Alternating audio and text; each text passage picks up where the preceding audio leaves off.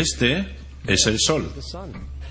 Ya desde hace 10.000 años antes de Cristo, la historia es abundante en esculturas y escrituras que reflejan el respeto y la adoración de las personas por este objeto. Y es fácil entender el por qué, visto que cada mañana el sol aparece, llevando consigo la luz, el calor, la seguridad al hombre, salvándolo del frío, de la oscuridad y de las tinieblas pobladas de predadores en la noche.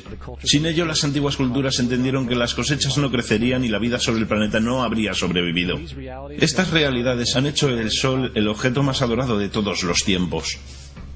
Del mismo modo, también fueron conscientes de las estrellas. El estudio de las estrellas les permitió reconocer y predecir acontecimientos que ocurrieron en largos periodos de tiempo, como los eclipses y las lunas llenas. Catalogaron grupos celestes de aquello que hoy conocemos como constelaciones.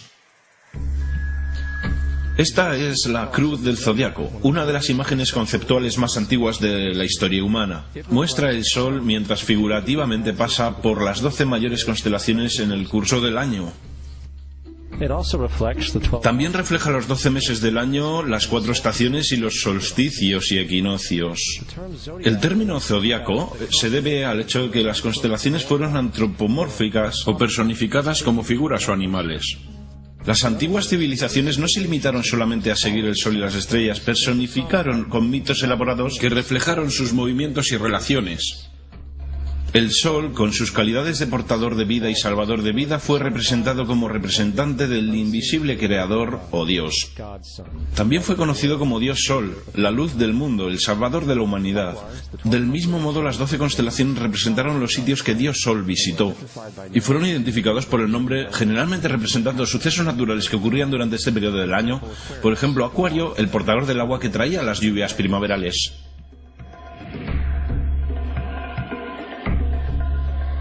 Este es Horus, el dios del sol de Egipto de 3.000 años antes de Cristo.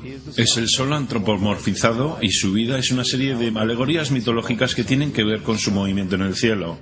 Gracias a los antiguos jeroglíficos egipcios sabemos mucho sobre este mesías solar.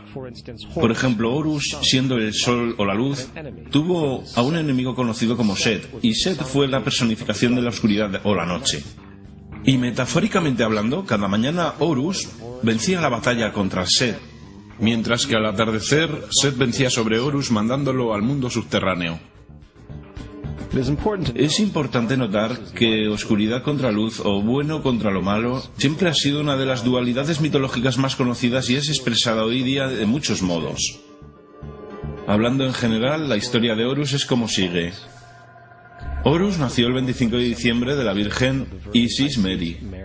Su nacimiento fue acompañado por una estrella en el este, que a su vez 3 reyes siguieron para encontrar y adorar al nuevo Salvador. A la edad de 12 años fue un niño maestro, y a los 30 años fue bautizado por una figura conocida Anu y empezó así su ministerio. Horus tuvo 12 discípulos que viajaron con él. Hizo milagros como curar a los enfermos y caminar sobre el agua. Horus fue conocido por muchos hombres como la verdad, luz, el sagrado hijo de Dios, el buen pastor, el cordero de Dios y muchos otros. Después de haber sido traicionado por Tifón, Horus fue crucificado, enterrado por 3 días y después resucitó. Estas cualidades originales de Horus al menos parecen permanecer en muchas culturas en el mundo, puesto que aparecen en muchas otras divinidades generalmente con la misma estructura mitológica. Atis de Frigia, nacido por la Virgen Nana el 25 de diciembre, crucificado y enterrado y después de 3 días resucitó. Krishna de la India, nacido de la Virgen de Baki con una estrella del este que señaló su llegada, hizo milagros con sus discípulos y a su muerte resucitó.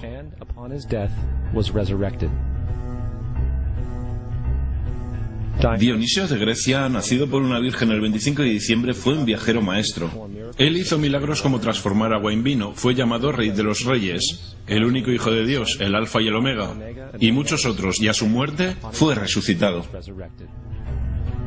Mitra de Persia, nacido por una virgen el 25 de diciembre, tuvo 12 discípulos e hizo milagros, y a su muerte fue enterrado 3 días y después resucitó. También fue llamado la verdad, la luz y muchos otros. Interesante el hecho que el día sagrado dedicado fue el domingo.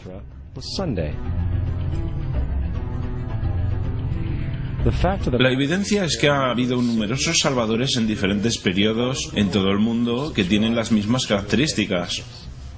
La pregunta que queda es, ¿por qué estas características? ¿Por qué nacidos de una virgen el 25 de diciembre?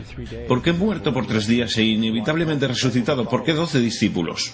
Para descubrirlo examinamos el más reciente de los mesías solares. Jesucristo, nacido de la Virgen María el día 25 de diciembre en Belén. Su nacimiento fue anunciado por una estrella en el este que 3 reyes magos siguieron para encontrar y adorar al nuevo Salvador. Fue un niño maestro a la edad de 12 años y a los 30 años fue bautizado por Juan Bautista. Así empezó su ministerio. Jesús tuvo 12 discípulos con los que viajó haciendo milagros como curar a los enfermos, caminar sobre el agua, despertar a los muertos, y también fue reconocido como Rey de Reyes, el Hijo de Dios, la luz del mundo, el Alfa y el Omega, el Cordero de Dios. Después de haber sido traicionado por su discípulo Judas y vendido por 30 piezas de plata, fue crucificado, puesto en una tumba y después de 3 días resucitó y ascendió al cielo. Sobre todo, la secuencia del nacimiento es completamente astrológica. La estrella del este es Sirio, la estrella más luminosa del cielo nocturno que, el 24 de diciembre, se alinea con las estrellas más brillantes del cinturón de Orión. Estas estrellas son llamadas hoy, como vinieron llamándose en la antigüedad, los 3 reyes. Los 3 reyes y la estrella más luminosa, Sirio. Todas apuntan a un lugar en el que el sol sale el 25 de diciembre. Esto es porque los 3 reyes siguen la estrella del este, con el objetivo de encontrar el lugar del sol naciente, el nacimiento del sol.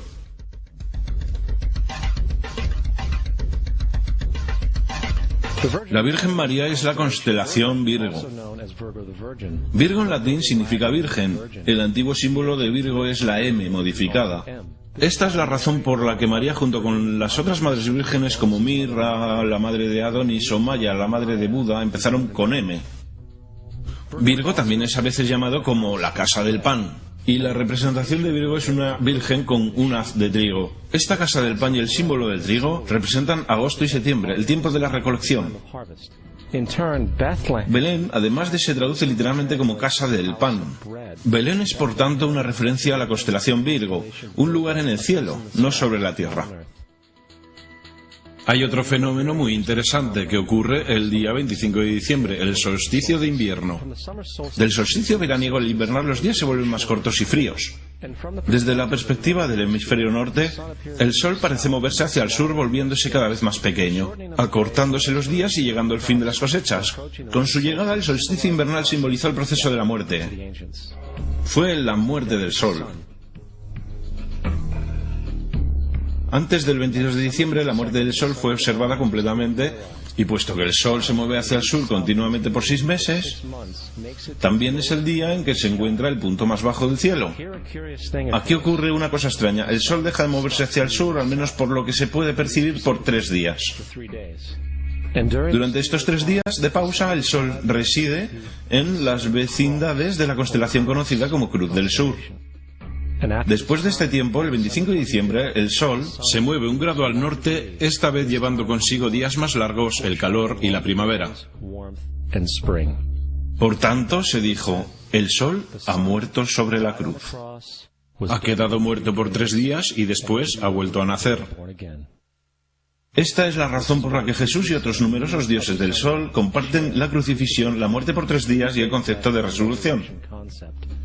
Es el periodo de transición después de que el Sol cambia de dirección hacia el hemisferio norte del planeta, llevando la primavera y la salvación. En todo caso, no celebraron la resurrección del Sol sino hasta el equinoccio de primavera o Pascua. Esto es debido al hecho que en el equinoccio de primavera oficialmente el Sol derrota las fuerzas de las tinieblas y el día se vuelve por tanto más largo en duración que la noche, y las condiciones revitalizantes de la primavera emergen. Ahora, probablemente lo más obvio de todo el simbolismo astrológico alrededor de Jesús concierne a los 12 discípulos. Son sencillamente las 12 constelaciones del zodiaco, con lo que Jesús, siendo el Sol, viaja acompañado de ellas. En efecto, el número 12 es repetido muchas veces en toda la Biblia.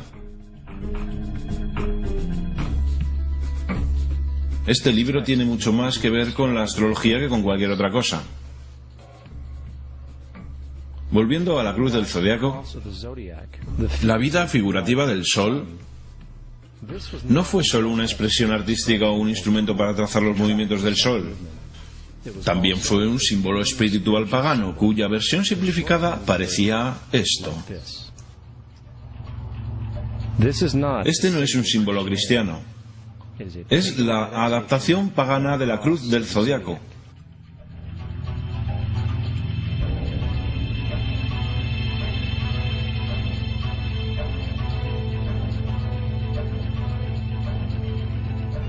Es por esto que Jesús en el temprano arte oculto es mostrado siempre con su cabeza sobre la cruz. Porque Jesús es el Sol, el Dios Sol, la luz del mundo, el Salvador levantado, quien voluntariamente viene otra vez, como cada mañana, la gloria de Dios que protege contra las obras de la oscuridad cuando es nacido otra vez, todas las mañanas, y puede ser visto venir en las nubes, en el cielo, con su corona de espinas o rayos de sol.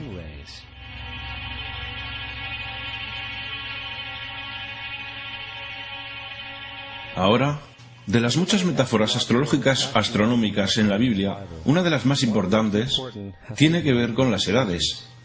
Durante toda la escritura hay referencias numerosas a las edades. Para comprender esto, tenemos que estar familiarizados con el fenómeno conocido como la precesión de los equinoccios. Los antiguos egipcios, junto con culturas mucho más antiguas que ellos, supieron que cada 2150 años el amanecer en la mañana del equinoccio de primavera ocurre en un signo diferente del zodiaco. Esto tiene que ver con un lento bamboleo que mantiene la Tierra al rotar sobre su eje. Es llamado precesión porque las constelaciones se van retrasando, en vez de atravesar el ciclo normal anual. La cantidad de tiempo que necesita la precesión para pasar por los 12 signos es aproximadamente de 25.765 años. Esto también es llamado el Gran Año, y las sociedades antiguas eran muy conscientes de esto. Hicieron referencia a cada periodo de 2150 años como una edad. Del 4300 al 2150 a.C. fue la edad de Tauro. De 2150 a un año después de Cristo fue la edad de Aries, el carnero. Desde el año 1 al 2150 después de Cristo, la edad de Piscis, la edad en la que estamos todavía hasta día de hoy. En el 2150 entraremos en una nueva edad, la edad de Acuario. Ahora, la Biblia refleja, hablando en general, un movimiento simbólico a través de 3 edades, mientras anuncia una cuarta. En el Viejo Testamento, cuando Moisés desciende del monte Sinaí con 10 mandamientos, está muy contrariado por ver a sus gentes venerar un becerro de toro dorado. A decir verdad, hizo añicos las tablillas de piedra y ordenó a sus gentes que se mataran para purificarse. La mayoría de los eruditos bíblicos atribuirían esta cólera al hecho de que los israelitas estaban venerando a un ídolo falso, o algo por el estilo. La verdad es que el toro dorado es Tauro, y Moisés representa la nueva edad de Aries, el carnero. Esta es la razón por la cual los judíos incluso todavía hoy soplan el cuerno del carnero. Moisés representa la nueva edad de Aries, y en esta nueva edad todos deben liberarse de la vieja edad. Las otras deidades marcan estas transiciones igualmente, como Mitra, un dios precristiano que mata el toro con la misma simbología. Ahora Jesús es la figura que conduce a la edad que sigue a Aries, la edad de Piscis, o los 2 peces. El simbolismo de pez es muy abundante en el Nuevo Testamento, cuando Jesús alimenta a 5.000 personas con pan y 2 peces. Cuando empieza su ministerio caminando a lo largo de Galilea, se hace amigo de 2 pescadores que lo siguen. Creo que todos hemos visto el pez Jesús en la parte trasera de los coches de mucha gente, aunque pocos saben lo que significa realmente. Es un simbolismo astrológico pagano para el reino del sol durante la edad de Piscis. También la presunta fecha de nacimiento de Jesús es esencialmente el principio de esta edad. En Lucas 22:10, cuando Jesús es preguntado por sus discípulos que dónde estarán la próxima Pascua después de marcharse, Jesús responde: «Contemplad, cuando estéis entrando en la ciudad, allí conoceréis a un hombre llevando un cántaro de agua. Síguelo hasta la casa donde entre». Esta Sagrada Escritura es con mucho una de las más reveladoras de todas las referencias astrológicas. El hombre que lleva un cántaro de agua es Acuario. El portador del agua, que es descrito como un hombre que vierte una jarra de agua permanente, representa la edad de después de Piscis. Y cuando el Sol, el dios Sol, deja la edad de Piscis, Jesús, entrará en la casa de Acuario, porque Acuario sigue a Piscis en la precesión de los equinoccios. Todo lo que Jesús está diciendo es que después de la edad de Piscis vendrá la edad de Acuario. Todos hemos oído hablar alguna vez del fin de los tiempos o del fin del mundo. Aparte de las representaciones gráficas en el libro de la Revelación, la fuente principal de esta idea es Mateo 28:20, donde Jesús dice: estaré con vosotros hasta el final del mundo. Sin embargo, la versión del Rey James, mundo, es una mala traducción entre muchas malas traducciones. La palabra que realmente está utilizando es eón, que significa edad. Estaré con vosotros hasta el final de la edad. Es cierto, pues la personificación solar de Piscis de Jesús terminará cuando el Sol entre en la edad de Acuario. En su totalidad, el concepto del fin de los tiempos y fin del mundo es una alegoría astrológica mal interpretada.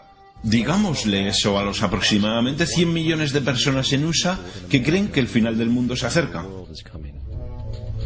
El símbolo de Jesús, además de ser un híbrido literario y astrológico, es más explícitamente un plagio del dios sol egipcio Horus. Por ejemplo, este grabado de hace aproximadamente 3.500 años en las paredes del templo Luxor en Egipto. Son las imágenes de la proclamación, la concepción inmaculada, el nacimiento y adoración de Horus. Las imágenes comienzan con la visión que anuncia a la Virgen Isis que concebirá Horus. Luego Nef, el Espíritu Santo que deja embarazada a la Virgen, y luego el nacimiento virginal y la adoración. Esta es exactamente la historia del milagro de la concepción de Jesús. A decir verdad, las semejanzas literarias entre Horus y Jesús son sorprendentes.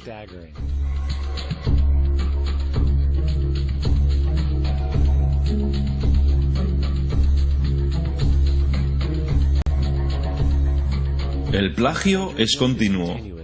La historia de Noé y el arca de Noé son tomadas directamente de la tradición.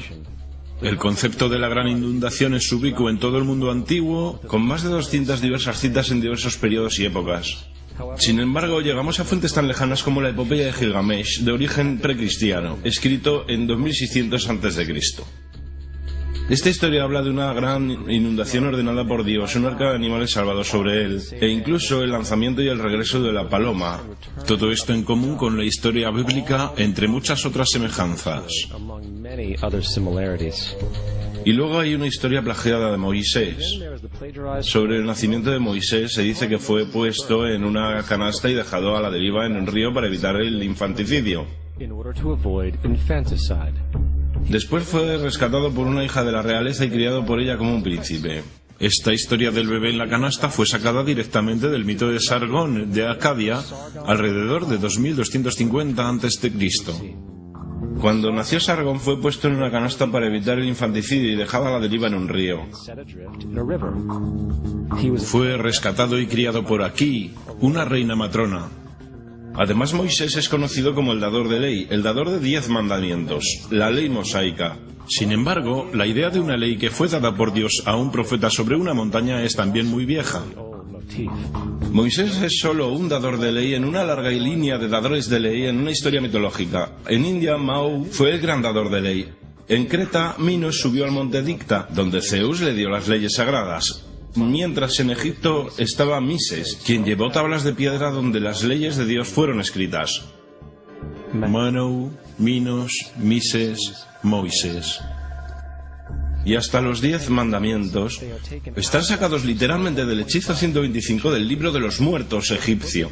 En lo que en el libro de los muertos se leía: no he robado, se convirtió en no robarás; no he matado, se convirtió en no matarás; no he dicho las mentiras, se convirtió en no mentirás, etc.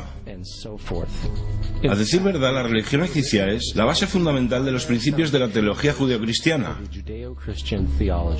Bautismo, vida después de la muerte, sentencia definitiva, el alumbramiento virginal y la resurrección, la crucifixión, el arca de la alianza, la circuncisión, los salvadores, la sagrada comunión, la gran inundación, la Pascua, la Navidad, la Pascua de los judíos y mucho más, son todo atributos de ideas egipcias.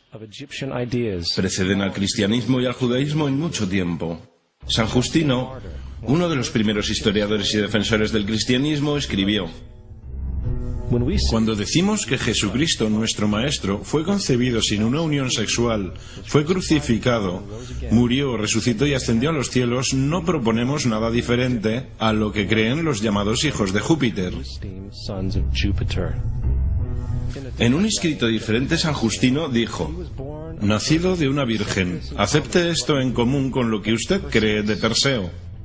Es obvio que Justino y los primeros cristianos sabían lo similar que era el cristianismo de las religiones paganas. Sin embargo, Justino tenía una solución. En lo que a él se refería, el diablo lo hizo. El diablo tenía la previsión de anteponerse a Cristo y creó estas características en el mundo pagano. Cristianismo fundamentalista, fascinante. Estas personas creen que el mundo tiene en realidad 12.000 años. Yo le pregunté a uno de estos tipos, de acuerdo, fósiles de dinosaurio, y dijo, ¿fósiles de dinosaurio? Dios los puso ahí para probar nuestra fe.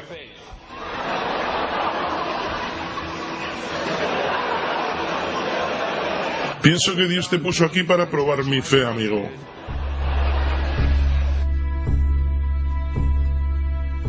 La Biblia no es nada más que un híbrido literario astroteológico, igual que todos los mitos religiosos antes que ella. A decir verdad, el aspecto de transferencia, desde las cualidades de un personaje a un nuevo personaje, se pueden encontrar en el mismo libro. En el Viejo Testamento está la historia de José. José era un prototipo para Jesús. José nació en un parto milagroso. Jesús nació en un parto milagroso. José tenía 12 hermanos. Jesús tenía 12 discípulos. José fue vendido por 20 piezas de plata. Jesús fue vendido por 30 piezas de plata. Hermano Judas sugiere la venta de José. Discípulo Judas sugiere la venta de Jesús. José empezó su trabajo a los 30 años. Jesús empezó su trabajo a los 30 años. Los paralelismos siguen sin parar.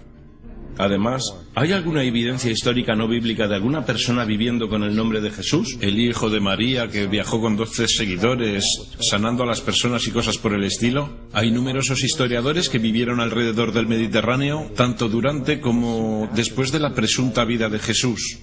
¿Cuántos de estos historiadores documentan esta figura? Ni uno. Sin embargo, esto no quiere decir que los defensores del Jesús histórico no hayan reclamado lo contrario. 4 historiadores son mencionados típicamente para justificar la existencia de Jesús. Pilinio el Joven, Suetonio y Tácito son los primeros 3. Sus notas constan de algunas frases que en el mejor de los casos solamente hacen referencia a los Cristos o al Cristo, que a decir verdad no es un nombre sino un título. Significa el ungido. El cuarto origen es Josefo, y esta fuente ha sido demostrada como una falsificación durante cientos de años. Desgraciadamente, todavía es citado como verdad. Uno pensaría que un tipo que resucitó de entre los muertos y ascendió al cielo para que todos los ojos lo vieran, que llevó a cabo la profusión de los milagros que se le atribuyen, habría logrado entrar en el registro histórico. No lo hizo, porque una vez que sopesamos las evidencias, hay altas probabilidades que una figura conocida como Jesús ni siquiera haya existido.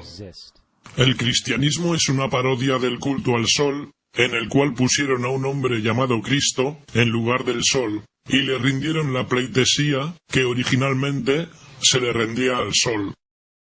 No queremos ser ofensivos, pero queremos ceñirnos a los hechos. No queremos herir sentimientos, pero queremos ser académicamente correctos. En lo que comprendemos y sabemos es cierto, el cristianismo no se basa en la verdad. Hemos descubierto que el cristianismo no es nada más que una historia romana desarrollada políticamente. En realidad, Jesús era la deidad solar de la secta cristiana gnóstica, y de la misma manera que todos los otros dioses paganos era una figura mítica. El sistema político fue el que buscó la figura histórica de Jesús para el control social.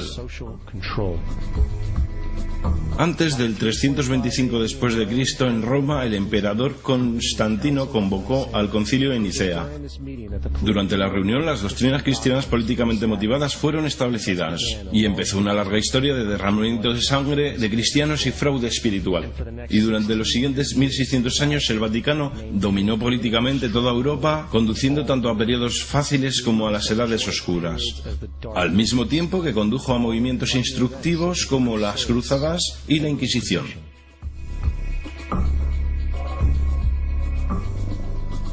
El cristianismo, junto con todos los demás sistemas de creencias, es el fraude de la era.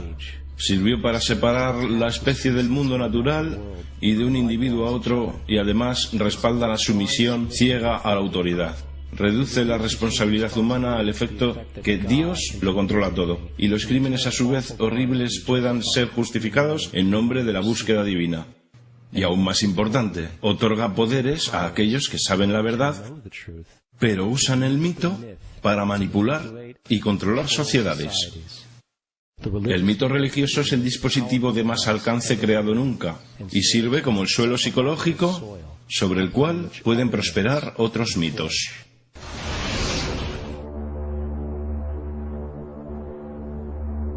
Un mito es una idea que, aun siendo popularmente creída, es falsa.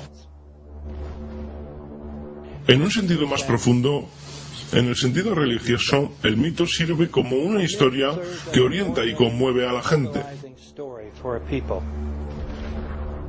El foco del mito no es una relación de la historia con la realidad, sino con su función.